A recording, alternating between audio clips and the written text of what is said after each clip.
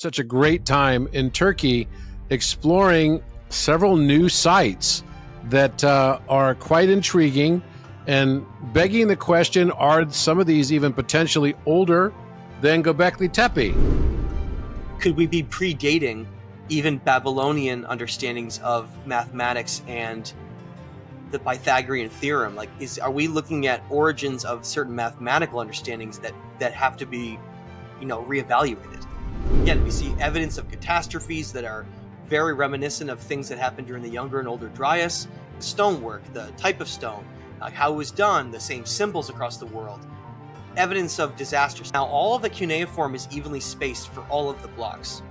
Like if you were going to write a book, and you would keep evenly spacing as you're writing, except for these anomalous places in the block. As we scaled up that hillside, and you look at stone walls that are made of basalt that look literally identical to Coricancha, Peru. So I feel like this is yet another example of a story yet untold.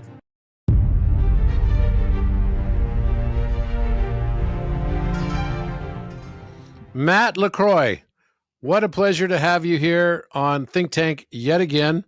And we've just finished this fantastic trip to Turkey together. And for those of you that don't know, Matt is an explorer extraordinaire. He's an author. We're going to talk about his book as well. He is someone who has a high degree of passion for all things ancient and to cracking codes, just like me. So that's why we have so much fun together.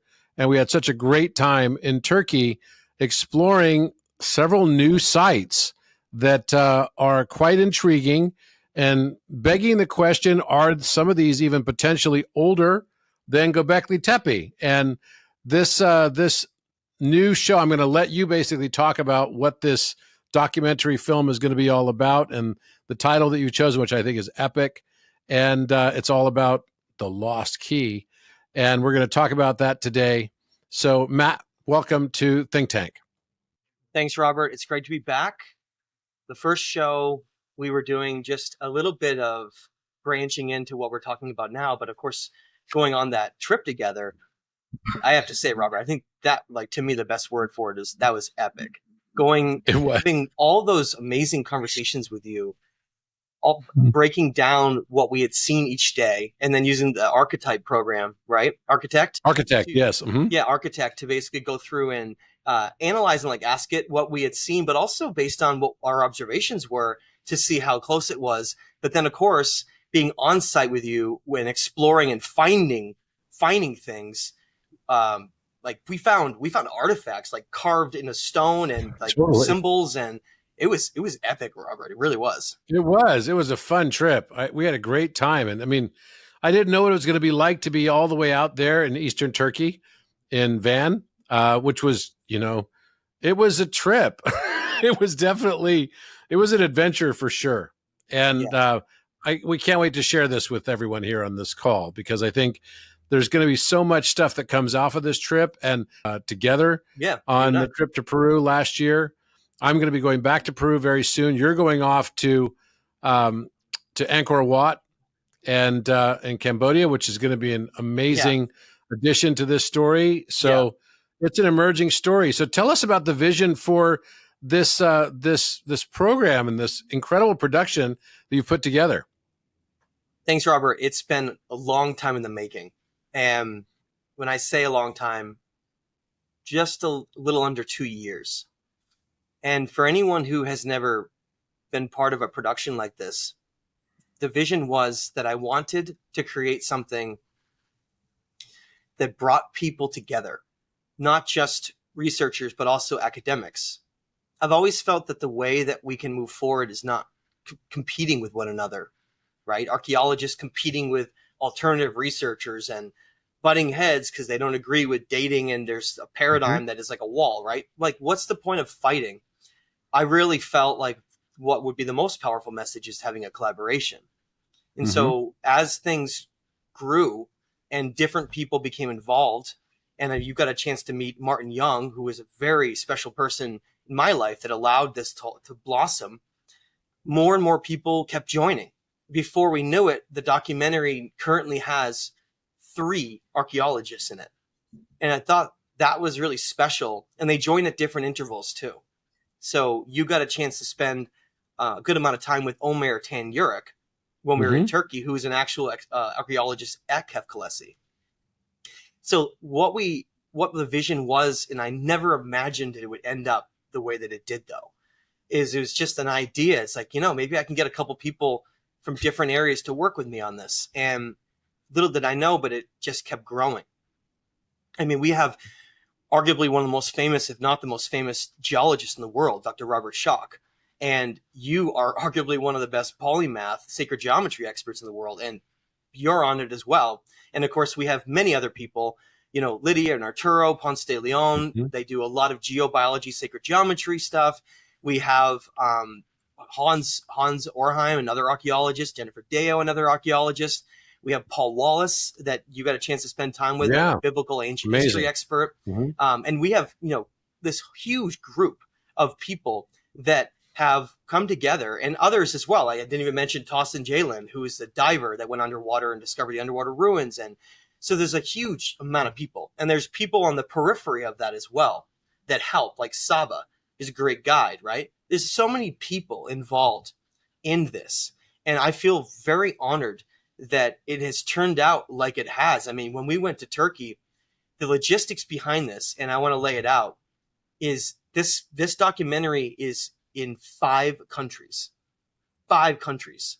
It has 11 experts. Okay. We have filmed 4 out of the 5 countries. So we have 1 left, and that's Cambodia. But it's been a huge success. It's been actually better than I even imagined. I mean, it was quite a production, I have to say. Yeah. I mean, there was probably close to 40 people as part of this production crew. It was a big group. So, I mean, this is like a serious project.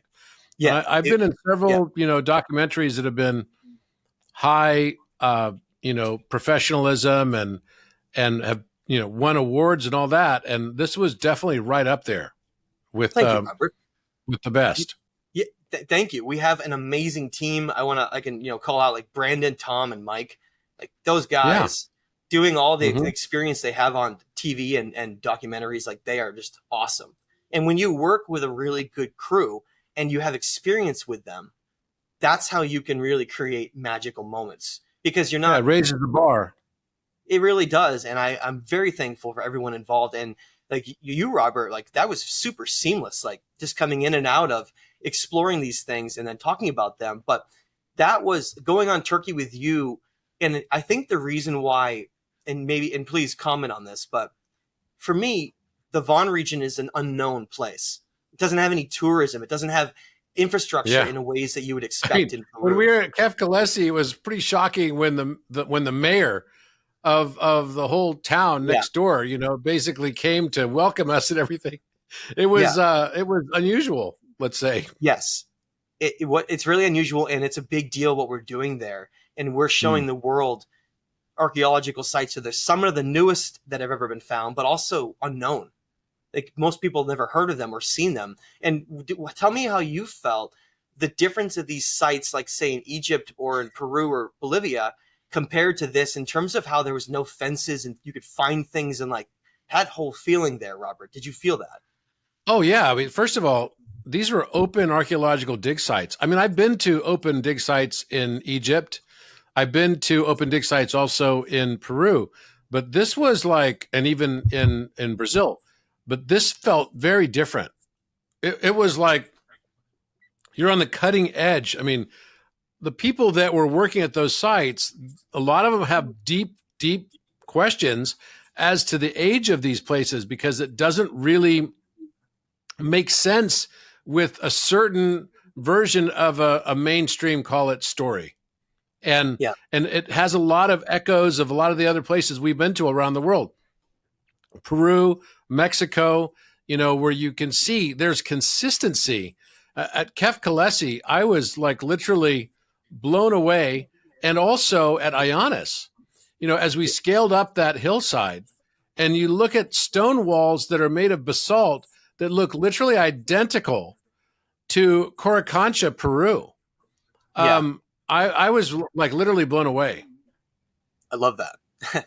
I love that you had that impression, because that's the impression that I have always had. And so when I bring other experts and people that have traveled around the world and they have that kind of impression and feeling, it really makes me it brings a lot of joy to my heart, because it shows so many other people are feeling and the same thing that I am. Oh, absolutely.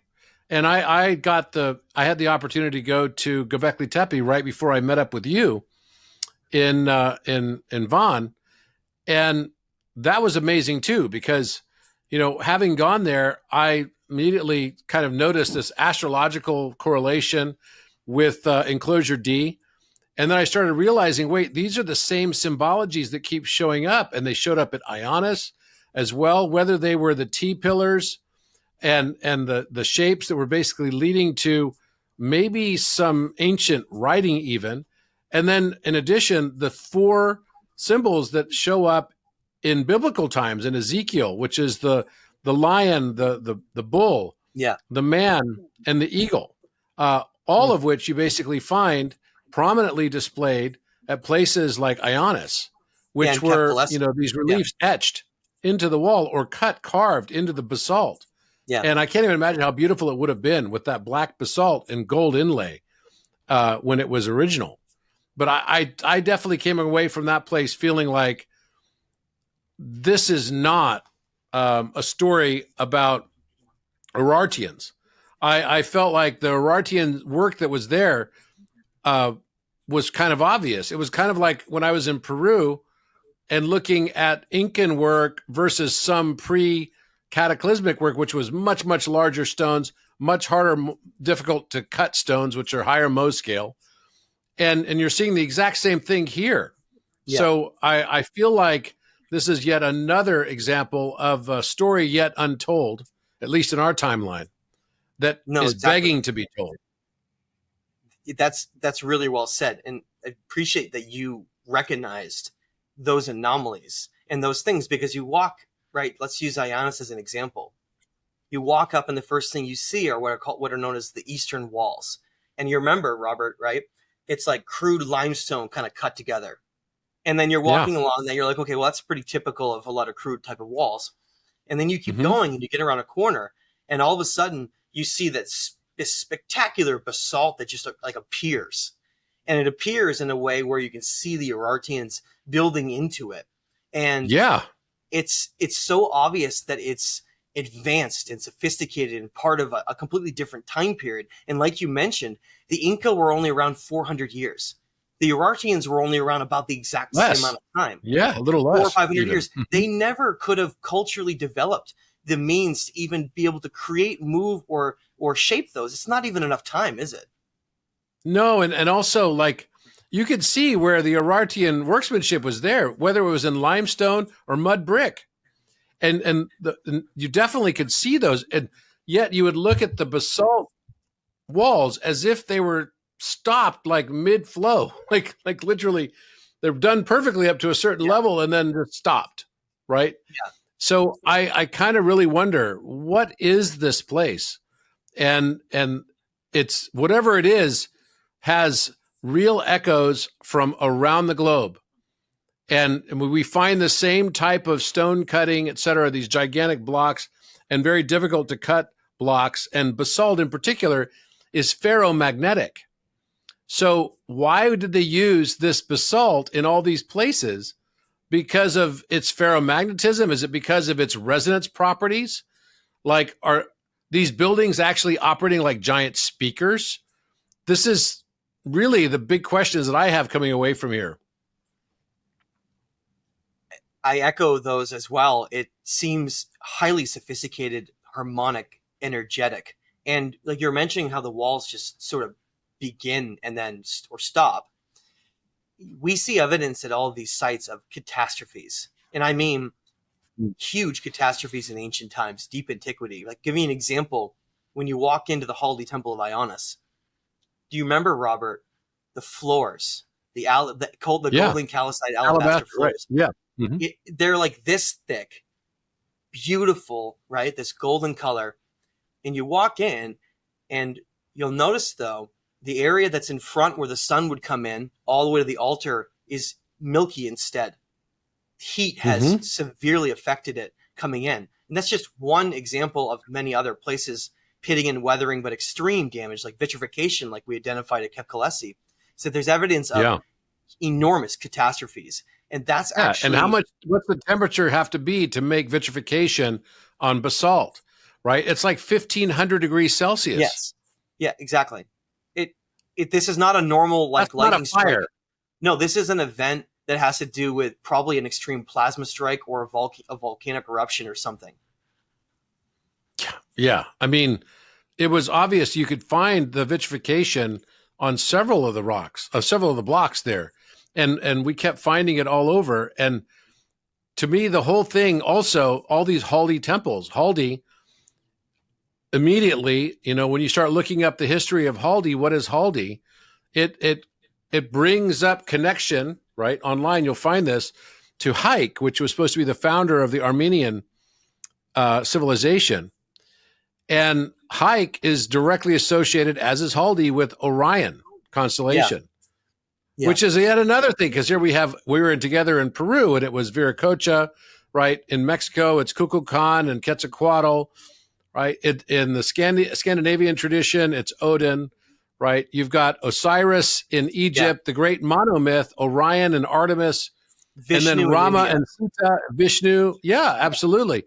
So this same story keeps showing up over and over and over again. And Haldi is exactly that. And then I was pretty blown away to notice that you have these Susi temples, and the Susi temples seem to be arranged in threes again.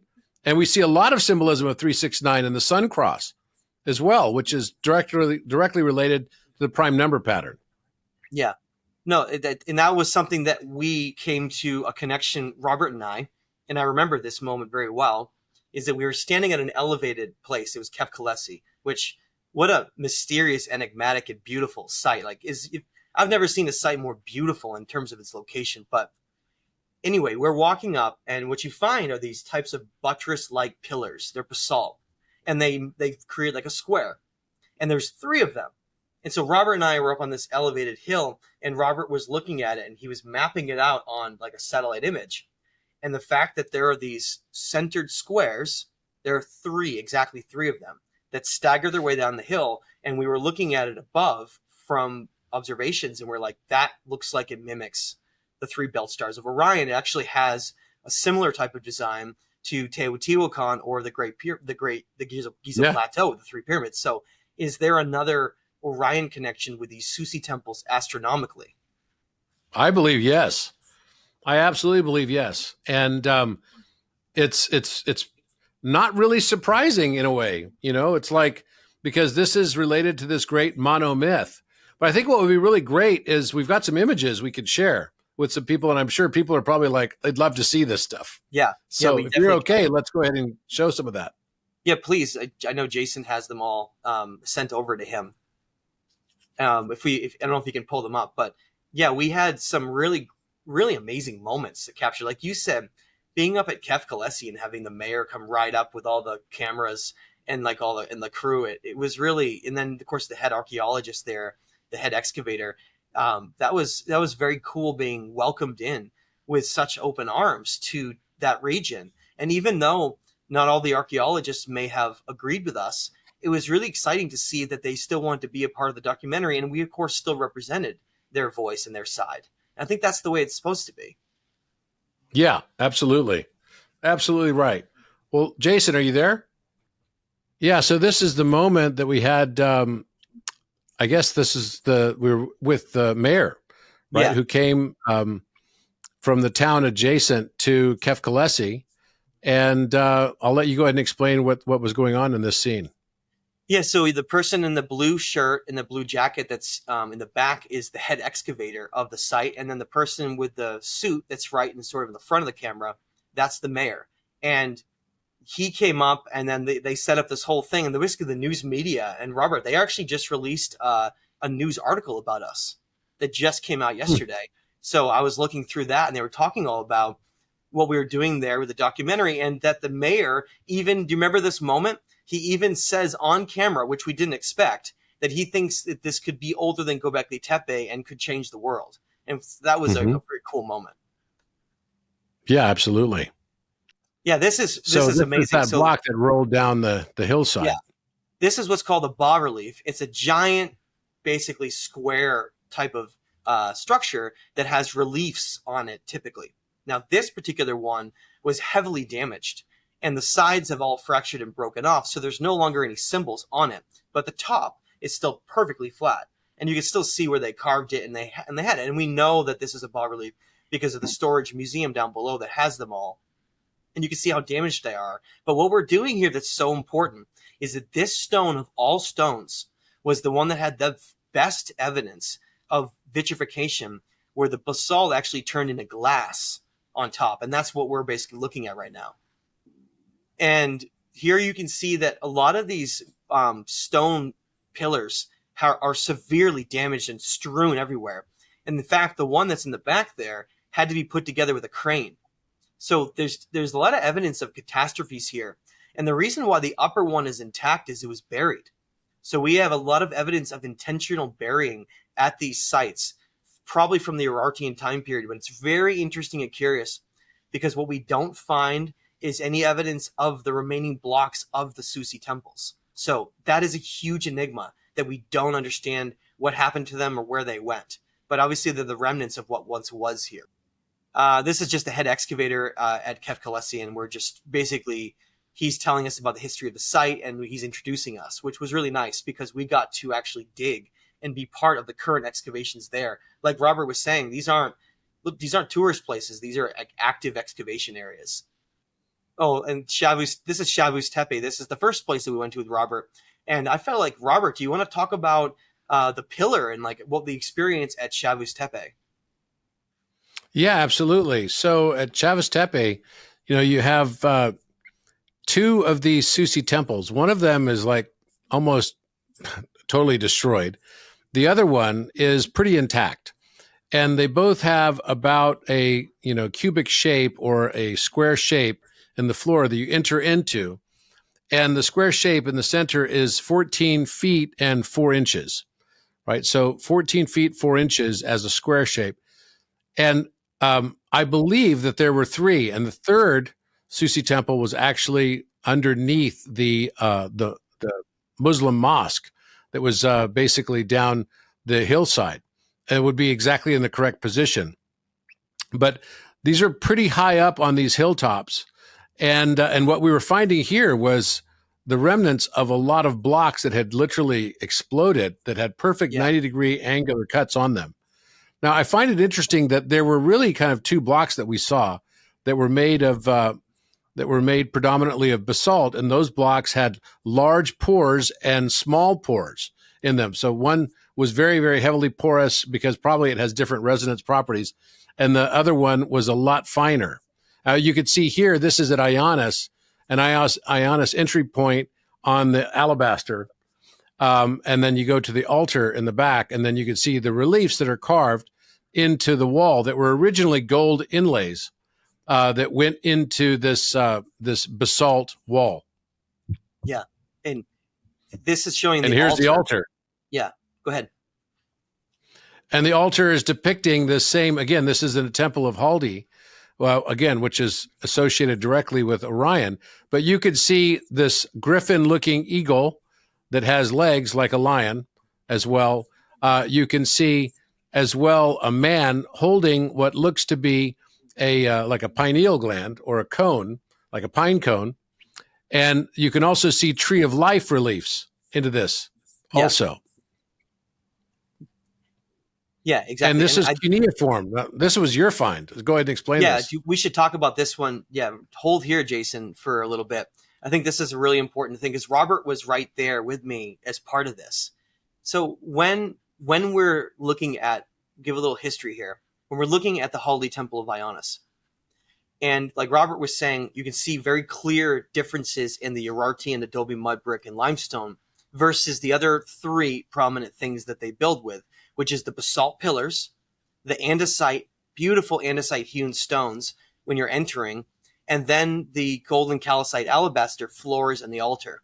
Now, the biggest challenge that we have had, no matter what, whenever there's a piece of evidence that is coming to us, the biggest challenge is always, well, it doesn't matter because the Urartian language, this cuneiform writing, tells us who built it, so we know when it was built.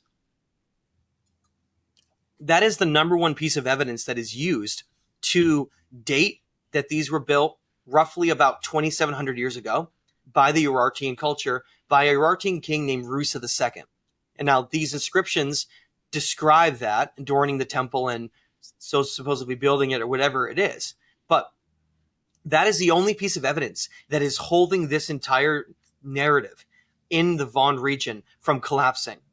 Okay, and I knew that there had to be evidence that the cuneiform was not original in the Susi temple because the stonework didn't match the Urartians, didn't match the time period. Again, we see evidence of catastrophes that are very reminiscent of things that happened during the Younger and Older Dryas. Like all of these lost civilization evidence parameters are here, right? The stonework, the type of stone, how it was done, the same symbols across the world, evidence of disaster. So we knew, yes, we know that there's a huge anomaly here. There's a huge situation that differs from what archaeologists are telling us was Urartian. And I knew that there had to be evidence of this. So when we were in the entryway, standing there with Robert, we're looking at the cuneiform on the walls, and you can't see very well in photographs when it's just zoomed out. But when you get up nice and close, we found two anomalous areas. Let me explain why they're anomalous. The cuneiform spacing is done based on the Urartians creating a line, a perfect line that you can see in the screen, where they basically drew across and then wrote right along the top of it.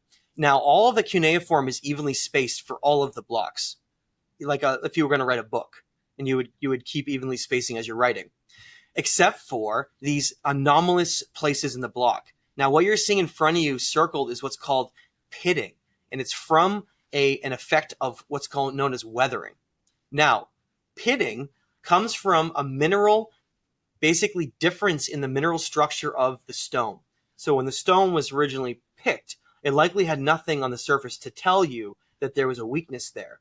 But over time, through maybe extreme events, even like CME, extreme heat events, or freeze and thaw cycles, or a combination of all of them, you get this pitting, weathering effect look, okay? But notice that the cuneiform is written around it everywhere.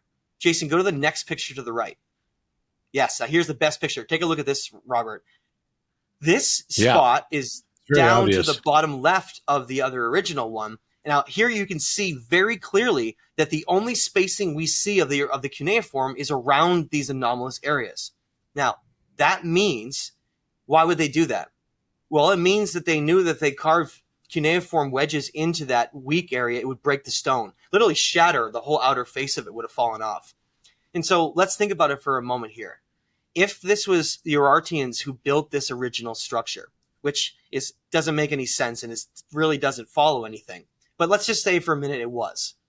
And the Urartians somehow, even though they were an Iron Age culture that had only Iron Age tools, somehow they were able to cut and move these andesite blocks and basalt from enormous distances, bring them here, make them perfect, and then, of all things, in the entryway that's the most holy of holies and sacred of all, where their writing is, why would they have left damaged blocks?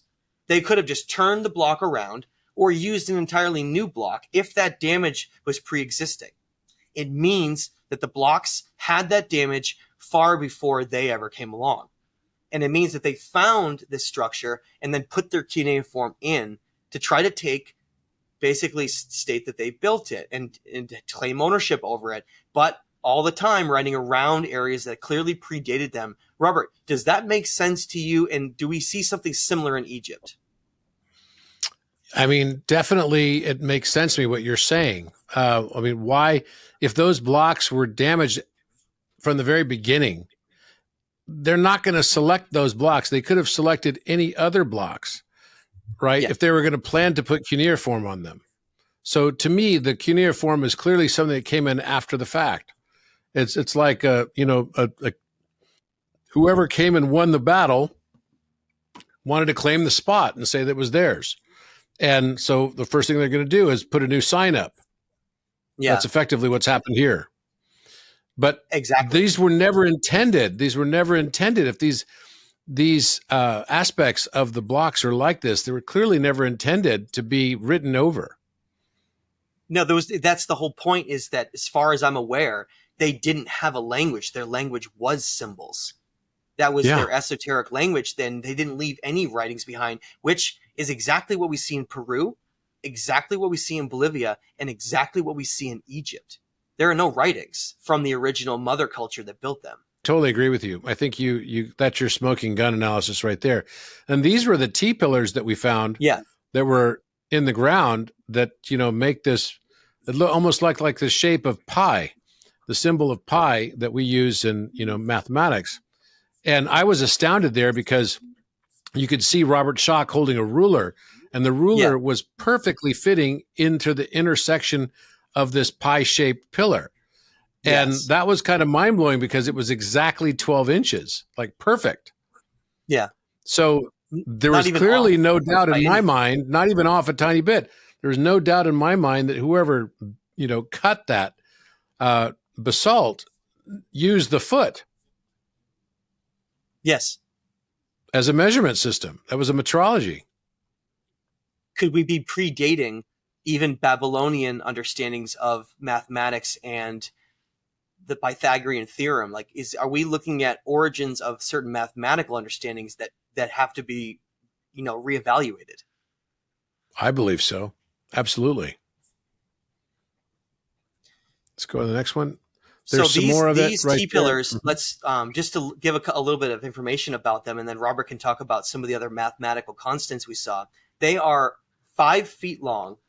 Okay, exactly 5 feet long, exactly 2 feet at the top, and then exactly 12 inches inside, Robert. And because they're basalt and they're fine grained, they weigh somewhere between 4 and 7 tons. So let's talk about that for a minute, Robert. Yeah, I mean, I think each one of these, if you go back a slide there, Jason, I mean, the shapes of these were exactly like mind-blowing to me because they were matching what I'd just been seeing at Göbekli Tepe, which are these T-shaped pillars. And the T-shaped pillars happen to be matching, and this is just my thesis, happen to be matching what would be similar to what we would think of as Hebrew letters, but they're probably very much predating Hebrew letters of Yod He Vav He. And these are the Hebrew letters that are ascribed to the name of God that shall not be spoken. Now, I find it interesting that you have similar shapes that stand today at Pumapunku in Bolivia. And so clearly there must have been, I believe, a pre-history civilization that connected all of these together. Yes. Yeah. And Jason, while we're talking about this, if you can keep going to the last photograph and then let's come back after. So keep going for a minute. Yes. Go back. So Robert actually made this. Robert, we should, while we're talking, this is the perfect place to describe and show all this. Tell us a little bit about this, and then we can talk about the one on the left, which is what we found at Kef. So very interesting. Yeah, absolutely. So these were these T-shaped pillars that we found that have this protrusion on the back side of the basalt. And we believe that those protrusions on the backside are there for sound acoustics, for resonance. Yeah. And you could see there's Robert Schoch measuring exactly 1 foot in the center cut. And you can even see on the sides that they're somewhat tapered, that they're coming in, and there's like a tapering of them as if you're making letters. I believe these were actually letters that were sitting on this, either in the temple itself or adjacent to the temple, or on the hillside outside the Susi temple, which is where we were. It's almost looked like they got pushed over by someone who didn't like them there. It's kind of, but then didn't want to go to the effort to get rid of them because they're too damn heavy. So Robert, wasn't that a cool moment though? Like when you walk out on that hillside, right? Where you would never know. There's no signs, there's nothing, right? You walk out on the right in that hillside and they're just sticking out of the ground, right? It's out of like some science fiction novel or something of like another planet. To me, it's really bizarre.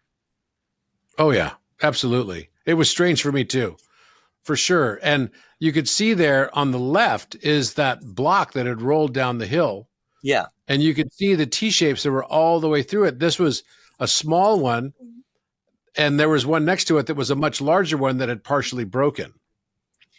Yeah. So what we ended up doing was, when you're at Kefkalesi, there's no native basalt. Okay, so the mountain itself is limestone. There you could actually even find shells, ocean, like seashells, which is pretty wild. But when you're going up to the top, all of a sudden you see basalt blocks. Now, what we realized, and it was a great moment, like capturing this with Robert, is this is what we're talking about with that image, is we realized that there was the two different types of basalt were representing the two different types of things they were cutting them in and using them as, right? So the coarse basalt, like Robert was saying, more like little micro holes, like air bubbles type of basalt, was very deliberately chosen for the pillars at the top. And so anytime you found a broken piece of that kind of coarse basalt, you knew where it came from, right? It was like a really fun scavenger hunt. You're like, this piece came from up there. But then we also realized that the fine grain basalt were these bas reliefs, these huge, the one like we were looking at with the vitrification glass, it's fine grain. And so when we're going down the slope and we're finding these fine grain basalt, we know that even though some of them didn't have carvings left and they were broken, we knew what they were. And by doing that, Robert and I started turning rocks over. So we were like turning all, because we knew it was that type of fine grain basalt. And on camera, we captured turning over a block, and it had a whole pillar cut into it that had broken off of one of the other ones and had basically never been found before. And so we were finding real history in the field, Robert, weren't we? Yeah, oh, absolutely. Yeah, that's what was so exciting about this trip, is that it had the feeling like the site was alive, and it had been left exactly as it was supposed to have been left. It had been untouched for thousands of years. It really was. It's magical. It's like walking back into time. And the picture on the left, what that comes from is one of the bas reliefs that had broken and tumbled down the hill, and it's upside down right now. And or actually, I think you did flip it, didn't you, in the image? So the block was upside down. I flipped it. And basically it had the same pillars and designs, and we found a piece of that had broken off essentially from the different areas. So we really were like peeling back into history. And Jason, if you could go back maybe like 3 images where we were, keep going right there. This is what those coarse basalt pillars looked like, Robert. And we're one of the first people to ever film them. They had just uncovered these, right? We were in the middle of an archaeological site here. Yeah, absolutely. It was, that was pretty epic, because you could see that there were 8 of these pillars in a square format around, this temple site. And they all have this same kind of corners protruding, and then, tapered inner segments. And we did, extensive measurement and everything, but you can also see that these blocks are large pores. They have it's a large porous basalt block instead of the fine ones. And so they could have chosen different ones if they wanted to keep a particular aesthetic, but they clearly wanted to have these larger porous blocks because they're not going to use those to write things on in particular, right? It's just not a thing that's conducive for writing. But I think there's something much deeper about it. It's more about its properties for acoustics. Exactly. I couldn't agree more. Like, it creates maybe some kind of a harmonic acoustic resonance reaction. And like you were saying, they went to very specific places up on Mount Supon, the volcano. And you remember how far away it was. I mean, you look up at it, you're like, how the heck did they get any stones off of that? And all the way down here, it's 7 kilometers as the crow flies straight, but walking is over 10. And so now we're thinking to ourselves, they could have used limestone from the mountain that's local. They didn't. They went enormous distances to get this type of basalt. But then the fine grain one, they don't even know where it came from. And so what we're looking at is the fact that the civilization somehow identified and targeted, like, we need these stones because of their mineralization, Robert. Like, that's pretty advanced stuff, isn't it?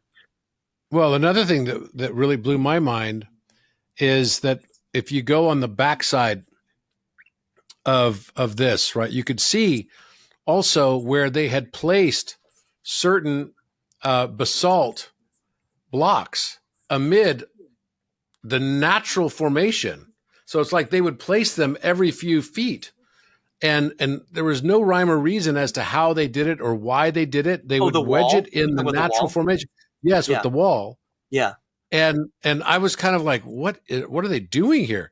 And I it know. felt like it was almost like nodal points again for the acoustic resonance.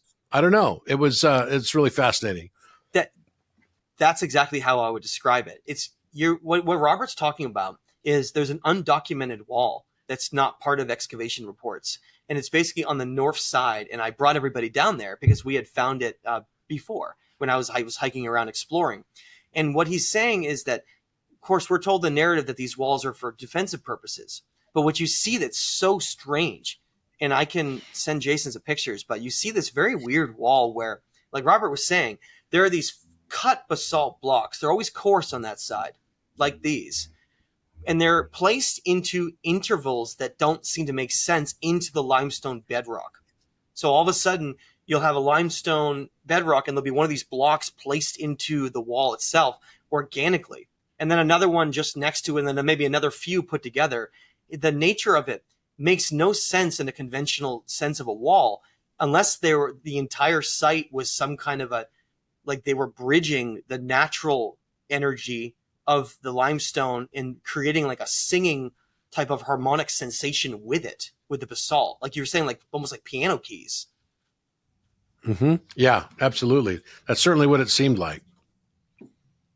I mean, what are we looking at, Robert? Like, what kind of civilization is this? This is a musical, harmonic civilization based on sacred understanding of resonance and law of correspondence and star constellations and super specifically picked stones that have certain fields. Like, Robert, what's going on here?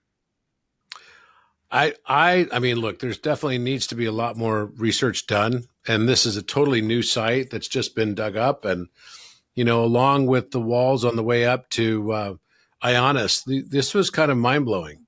The extensive use of basalt and andesite seemed to be very strange and very much in line with what we find in so many other places around the world that are full of mystery and anomalous sort of configurations of these stones. We don't know. We simply don't know.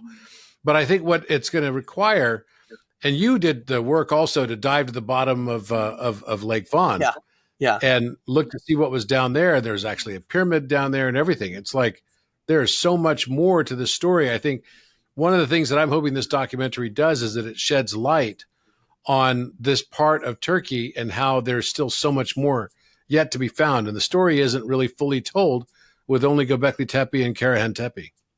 Yeah, exactly. And the documentary is called The Missing Key. And it's going to be basically like a subtitle of exploring humanity's ancient past. And I don't want it to come across as saying, look, this is lost civilization in your face. You have to believe it. We're going to stuff it down your throat. What this is more of an exploration of that question. Okay, so we don't make just definitive statements everywhere. We ask questions. Could this be? Could it lead to? Is the evidence pointing towards? Because what we really want to do is we want to have voices from every side. We want, yes, the traditional archaeological Urartian voice still. Why? Because it's important to have everyone's perspective. That's what science is. You explore, it's the endless pursuit of objectively exploring the truth from every different angle. And so, of course, we have that. But we also have people like me who are a little more on the extreme end. They're like, oh my God, I'm too excited to calm down and actually just lay this out in a calm way. And then there's people like Dr. Robert Schoch, who are, of course, very scientific and are just pointing out the evidence and not just throwing out conclusions. But what we overwhelmingly have found is extensive evidence that points towards a much more complex history than just the Urartians of 2,800 years ago, okay, of 800 BC. We're looking at something that is far more complicated and complex than that. And I think something that is pivotal towards the human story and will have a very significant impact on this paradigm shifting. And I do believe that this documentary may have be a major component that does help finally shift that narrative. Awesome. Where can people learn more about your work?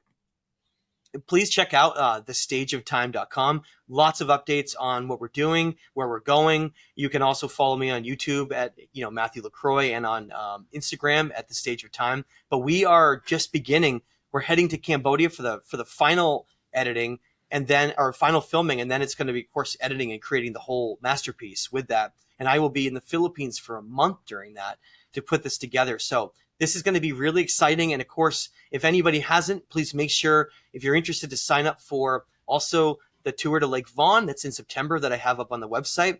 And just, if you want to be a part of exploring this, I mean, like Robert just was talking about, like you get to actually be a part of that. And it's a very exciting place because it won't be like this forever. And eventually the world will discover Vaughan and will discover these sites. But in the meantime, it's very exciting being on the front end of this and being part of something that's so important and so pivotal. And I want to say, Robert, it was really an honor to have you there and be a part of that journey. Like, I got to say, it was one of the best week 10 days of my life. It was amazing.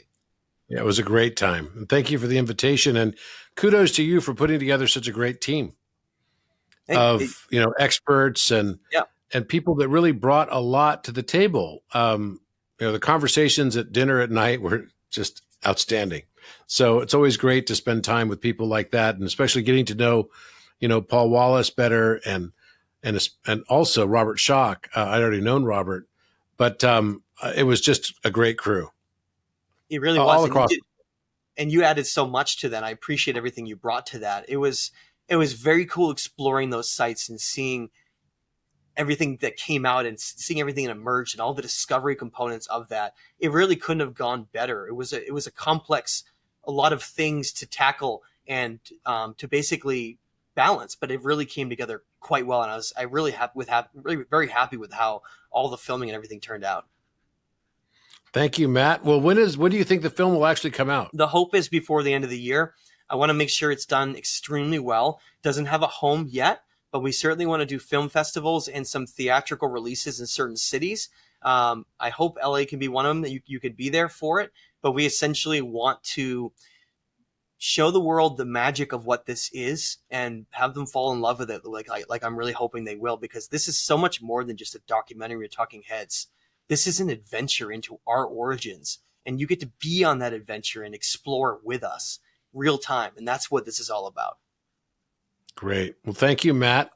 And it's always a pleasure to have you here. I look forward to getting another update from you in the not too distant future. And until next week, everyone have a wonderful, wonderful week. We'll see you next week on Think Tank.